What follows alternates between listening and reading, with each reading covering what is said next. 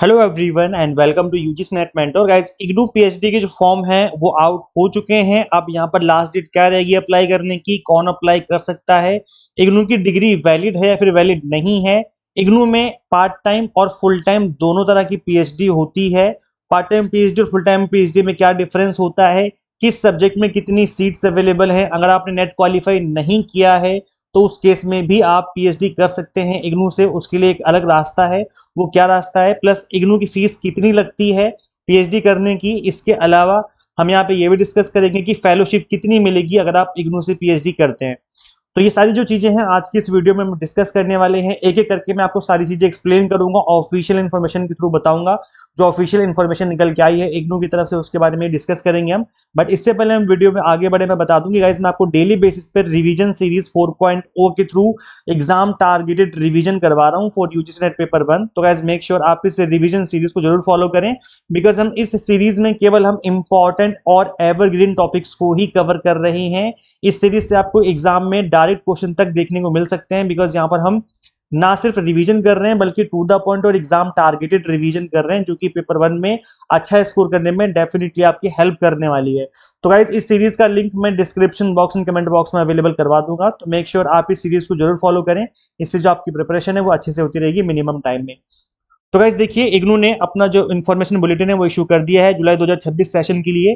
Guys देखो, students का ये मानना है, दिमाग में ये रहता है कि यहाँ पर इग्नू में केवल डिस्टेंस मोड से सारे कोर्सेज होते हैं, डिस्टेंस से कराई जाती है पढ़ाई, ओपन से पढ़ाई होती है। तो इसका मतलब पीएचडी भी डिस्टेंस या फिर ओपन मोड से करवाई जाती होगी।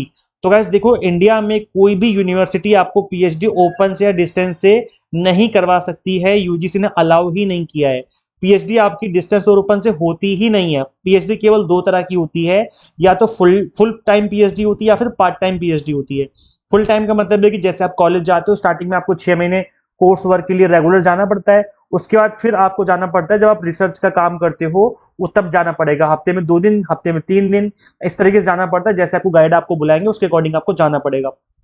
पार्ट टाइम पीएचडी में क्या होता है कि जो आपका कोर्स वर्क है वो सैटरडे या संडे में क्लासेस होती हैं आपकी, और इसमें भी आपको क्लासेस लेना कंपलसरी होता है, अटेंडेंस होती है इसमें भी। तो पार्ट टाइम पीएचडी में ये कि वीकेंड में क्लासेस हो जाती हैं और इस वजह से ज्यादा टाइम लगता है पार्ट टाइम पीएचडी करने में।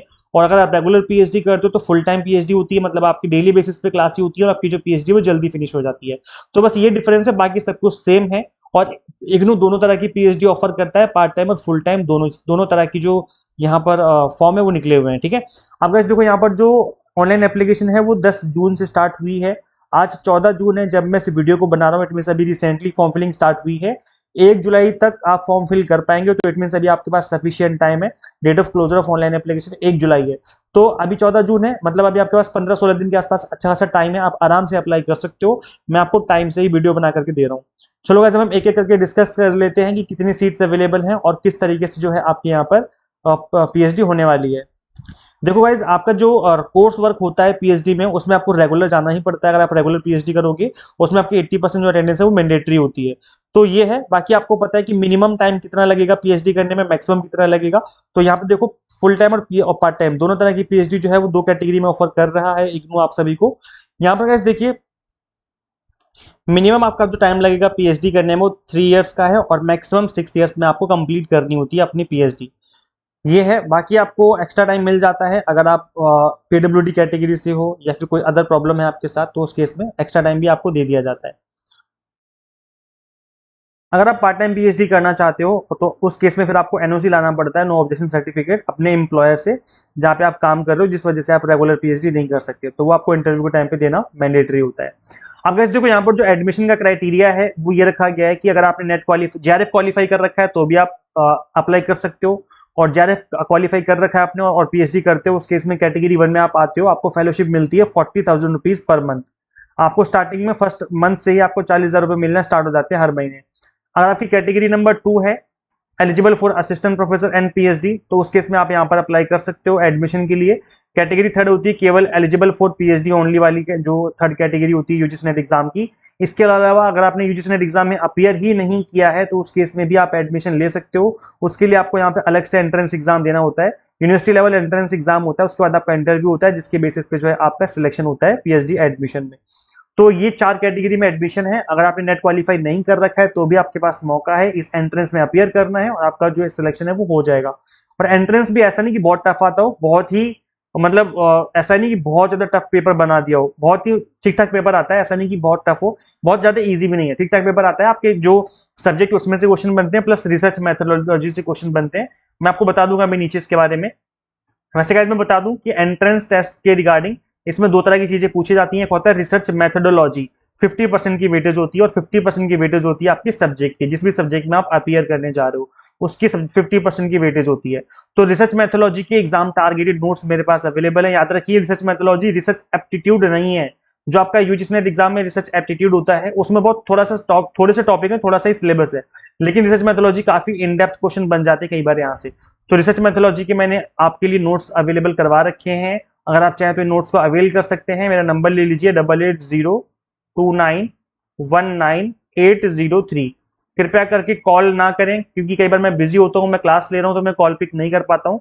आप मुझे इस नंबर पे व्हाट्सएप करेंगे और लिख देना RM research methodology IGNOU, RM IGNOU लिखेंगे तो मैं आपको एग्जाम टारगेटेड रिसर्च मैथोलॉजी के नोट्स अवेलेबल करवा दूंगा। पिछली बार भी हमने अवेलेबल करवाए थे, जहां से डायरेक्ट क्वेश्चन एग्जाम में देखने को मिले थे, ऐसा स्टूडेंट्स का खुद का कहना था।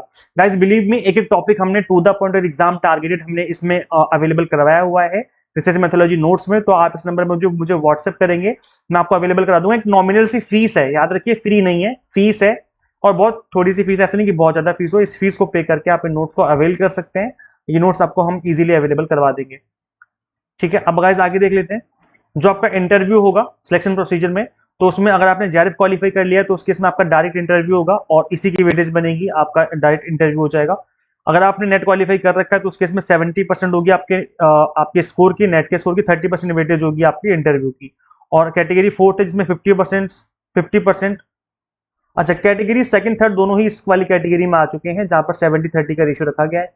कैटेगरी नंबर 4 जिनका एंट्रेंस एग्जाम होगा, तो मिनिमम आपको 50% स्कोर करना ही होगा। अगर आपने इससे कम स्कोर किया तो आप डिस्क्वालीफाई हो जाएंगे। तो ये चीज याद रखिए कि मिनिमम 50% आपको स्कोर करना होगा। इसके अलावा 70-30 की अगेन वेटेज रहने वाली है, जितना आपने स्कोर किया है यहाँ पर उसमें उसका 70% की वेटेज होगी और बाकी 30% की वेटेज आपकी इंटरव्यू की होगी। तो अगेन मैं बता दूं कि यहाँ पर जो एंट्रेंस एग्जाम है काफी इंपॉर्टेंट रोल प्ले करता है, क्योंकि 70% की वेटेज आपके जो इंटरव्यू परफॉर्मेंस की होती है, जो आपने एंट्रेंस टेस्ट में परफॉर्म किया है।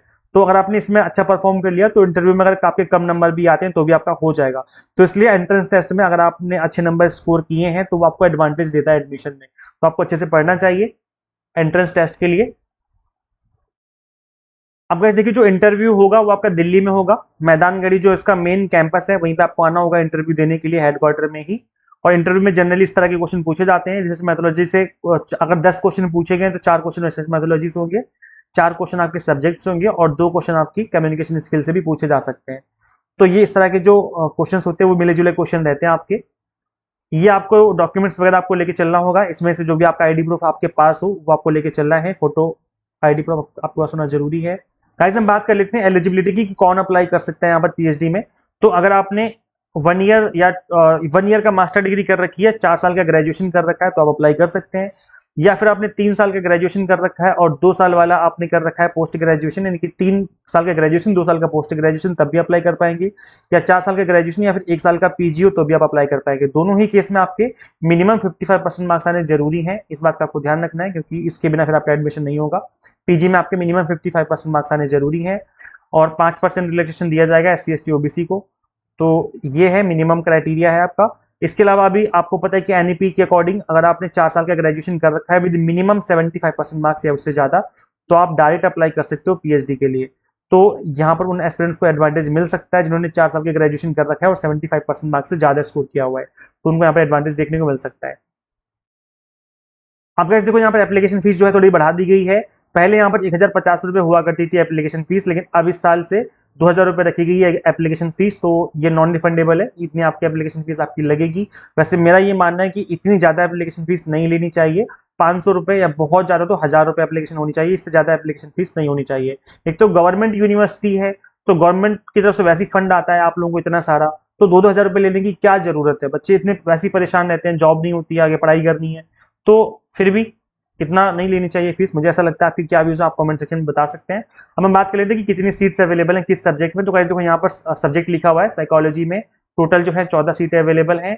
एंथ्रोपोलॉजी में टोटल 9 सीट्स अवेलेबल हैं, ठीक है। और यहाँ पर लिखा हुआ है कि किस मास्टर डिग्री जो है आपकी किस सब्जेक्ट में होनी चाहिए, तो ये आप एक बार गो थ्रू करते जाना। मैं इसको नीचे स्क्रॉल कर देता हूँ। पॉलिटिकल साइंस में 8 सीटें हैं, पब्लिक एडमिनिस्ट्रेशन में 4 हैं, बायोकेमिस्ट्री में 15 सीटें हैं, केमिस्ट्री में 7 सीट्स हैं, जियोग्राफी में 4 हैं, जियोलॉजी में 15 हैं, लाइफ साइंस में 19 सीटें, फिजिक्स में 2 हैं, स्टैटिस्टिक्स में भी 10 सीटें अवेलेबल हैं, मैथमेटिक्स में 10 सीटें अवेलेबल हैं, संस्कृत में 6 हैं, हिंदी में 4 हैं, इंग्लिश में 7 हैं, कंप्यूटर साइंस में 13 सीटें हैं, एजुकेशन में 18 हैं। इसके अलावा डिस्टेंस एजुकेशन की बात करें तो 24 सीटें हैं, एनवायरमेंटल साइंस में 10 हैं, फाइन आर्ट्स में 3, थिएटर आर्ट्स में 3, म्यूजिक में 4, डांस में 3, सोशल वर्क में 11, मैनेजमेंट में 22 सीटें हैं, तो अच्छी खासी सीटें अवेलेबल है इस बार मैनेजमेंट में। इसके अलावा कॉमर्स में 5 सीटें अवेलेबल है, तो कॉमर्स में इस बार कम सीटें आई हैं। और इसके अलावा देखो और भी सब्जेक्ट यहाँ पे अवेलेबल, तो गाइस एक बार आप गो थ्रू कर लो, बिकॉज सब्जेक्ट बहुत सारे, सबका नाम लेना मेरे लिए मुश्किल है, तो आप यहाँ पर सब्जेक्ट गो थ्रू कर लीजिए। अगर आपका सब्जेक्ट है तो फिर यहाँ पे होगा, अगर आपका सब्जेक्ट यहाँ पे नहीं है इसका मतलब यहाँ पर इग्नू में आपके सब्जेक्ट में वैकेंसीज नहीं है और उसमें आप फिर एडमिशन नहीं ले सकते, फिर आपको किसी दूसरे जगह ट्राई करना चाहिए। अगर हम बात करें फीस की, यहाँ पर कितनी फीस लगती है, तो वैसे देखो इग्नू में लगभग 18 से 20 हज़ार रुपये मान के चलो कि इतनी फीस लगेगी आपकी फर्स्ट ईयर की। उसके बाद फिर आपकी लगभग 8 से 10 हज़ार रुपये ही लगती है पर ईयर उसके बाद। और ये मैं एक देखो हर एक सब्जेक्ट की अलग अलग फीस होती है, तो इसलिए मैं एक एग्जैक्ट अमाउंट नहीं बता पाऊंगा यहाँ पर आपको, लेकिन ये है कि जो टेक्निकल सब्जेक्ट हैं उनकी फीस ज्यादा लगती है। जैसे कंप्यूटर साइंस का सब्जेक्ट हो गया तो उनकी फीस थोड़ी सी ज्यादा लगती है। बाकी कॉमर्स मैनेजमेंट इस तरह के जो सब्जेक्ट है उनकी 18 से 20 हज़ार रुपये आपकी लग सकती है स्टार्टिंग में फर्स्ट ईयर में, बाकी उसके बाद फीस कम ही लगती है, 8 से 10 हज़ार रुपये में ही आपका काम चल जाएगा नेक्स्ट उसके बाद सब्सिक्वेंट ईयर्स में, ठीक है। तो चीजें क्लियर हो गई। आई होप आपके मन में अभी भी कोई डाउट है, कुछ पूछना है तो पूछ सकते हैं, बिकॉज देखो गाइस इग्नू एक गवर्नमेंट यूनिवर्सिटी है, तो डिग्री कंप्लीटली वैलिड मानी जाएगी, कोई दिक्कत नहीं है। आप यहाँ से ट्राई कर सकते हो पीएचडी में एडमिशन के लिए, कोई दिक्कत नहीं आएगी, हर जगह डिग्री जो है कंप्लीटली वैलिड मानी जाएगी, ये गवर्नमेंट यूनिवर्सिटी है। इसके अलावा गाइस देखो अगर आपने अभी तक यूजीसी नेट एग्जाम क्वालिफाई नहीं किया है, तो गाइस देखो how to qualify UGC NET exam in first attempt in order to score good marks you need to do exam targeted study. हम आपको एग्जाम टारगेटेड स्टडी करवाते हैं। अभी हमने आपको जून एग्जाम के लिए सुपर फास्ट 1 मंथ वाला कोर्स भी अवेलेबल करवा रखा है, तो अभी भी आप इसमें इनरोल कर सकते हैं। इसके अलावा दिसंबर 2026 के लिए हमने आप सभी के लिए 6 मंथ वाले कोर्सेज भी अवेलेबल करवा दिए हैं। पेपर 1 के अलावा हम आपको कॉमर्स मैनेजमेंट पॉल साइंस भी पढ़ाते हैं, तो आप इसमें इनरोल कर सकते हैं। कंप्लीट कंटेंट आपको बाइलिंगुअल मिल जाता है, 100 mock test and PDF notes मिल जाते हैं, जिसके थ्रू आप मल्टीपल टाइम रिवीजन और प्रैक्टिस कर सकते हैं। गाइस करना क्या होगा, आपको सिंपली गूगल प्ले स्टोर से एग्जाम मेंटर ऐप इंस्टॉल कर लेनी है। अगर आप iOS यूजर हैं तो उसका लिंक हमने अलग से description box and comment box में अवेलेबल करवा दिया है। सो थैंक यू, शेयर करें इस वीडियो को सभी के साथ जो भी पीएचडी करने में इंटरेस्टेड है, and subscribe for UGC net related updates. Guys इस वीडियो में इतना ही, मिलते हैं फिर नेक्स्ट वीडियो में। Thank you.